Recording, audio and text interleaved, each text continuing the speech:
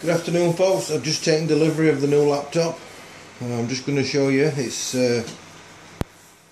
one of the new Dell Alienware 17s, Mark 5s, and it's a replacement for this XPS M1730, which has been a very good companion for 5.5 years. Still a good machine, but my fingers are getting quicker than the machine now, so it's time for a swap.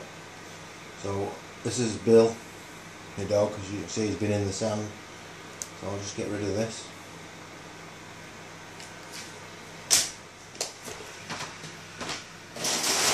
Somebody's going to be happy when they get that. So where's the new machine, all nicely boxed up. I just wanted to take you through something which you might find quite interesting. This was ordered 5 weeks ago, which is quite a long time to wait, but you know, if it's worth having, it's worth waiting for. Now, you don't get a lot of assistance from Dell with the tracking numbers and the name of the courier company, etc. Originally it was down as WUK, which turns out to be Welsh Western or Walsh Western, and when you inquire about the tracking numbers, they'll give you a number that makes no sense. And then I got an email saying it was being delivered by a company called GBO or GPO, BPO in actual fact, which nobody's heard of. And in reality it was delivered by UK Mail. Now, I don't know if there's some confusion there at their end that GBO or GPO is UK Mail, but it's not. It's nothing to do with them. And the tracking number, you will receive a tracking number from Dell for the WUK website, Walsh Western website, and the tracking number is the same on this, except the first 2 digits, which in my case is 13, you remove them, so the rest of the number, in my case it starts 9999902 blah blah blah, that is the actual tracking number for UK Mail. The other thing to remember or to note is on the order number that you get from Dell, that also appears on the address label, but in that case they've added an extra 0 in front. So if you ring UK Mail and quote a reference number, remember to add a 0 in front of your order number. In my case it was 286 blah blah blah, and the order number on the label here is 0286 blah blah blah. So it's just something that to be aware of if you want to start chasing where your computer is. So let's get this unwrapped. Nice box, as you can see, as you would expect. I'm going to do what I shouldn't do. I'm going to use a knife to cut it open, which obviously you should never do. You don't want to get straight through your screen. Let's see what we've got inside.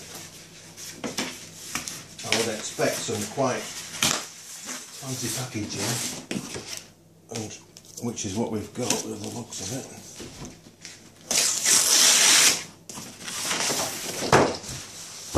Rather like a briefcase with the alien head on the front.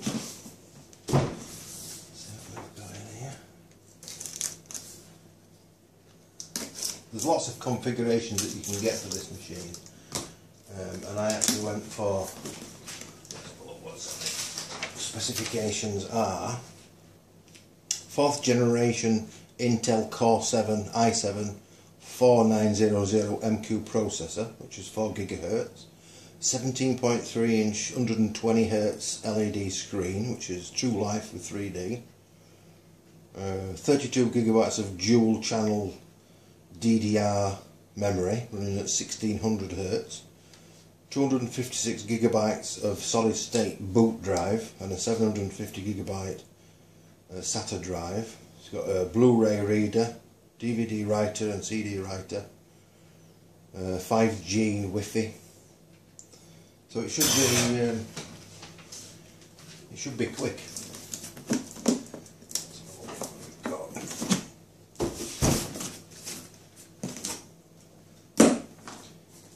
Trying to get in it.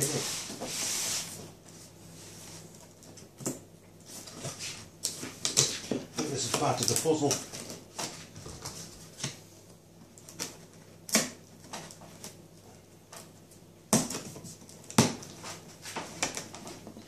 They don't intend you to get in it then.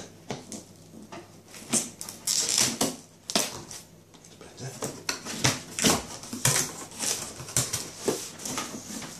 Which way up is it?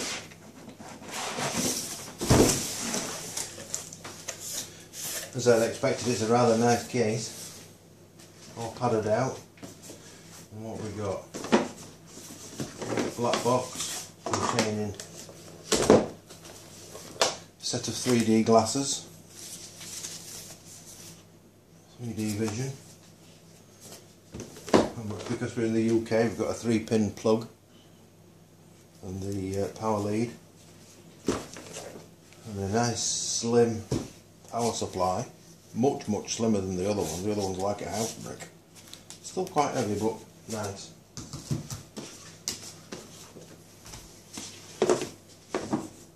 And the beast himself.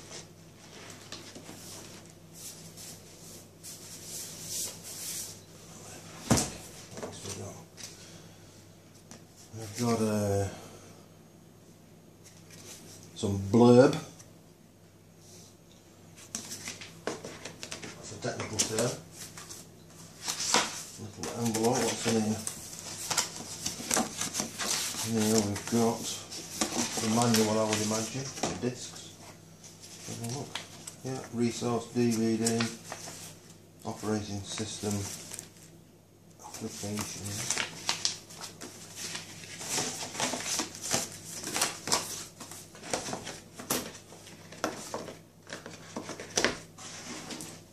Beast.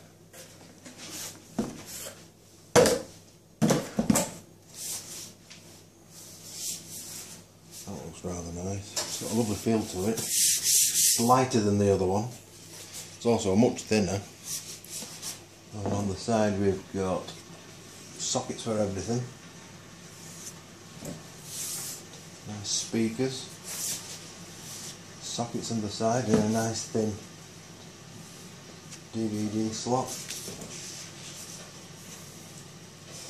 and at the bottom is almost half vent, so it's going to get pretty hot in there. So let's have a look.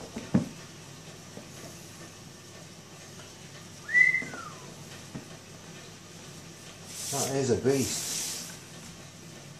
That is absolutely beautiful. I would imagine that this is going to give me another 5 years of pleasure and hard work, and it's important to know that on the other machine I took out a 4-year warranty. Now you might think it sounds a bit expensive, but it's worth every penny, because if something goes on this machine, it's not a 20 quid fix.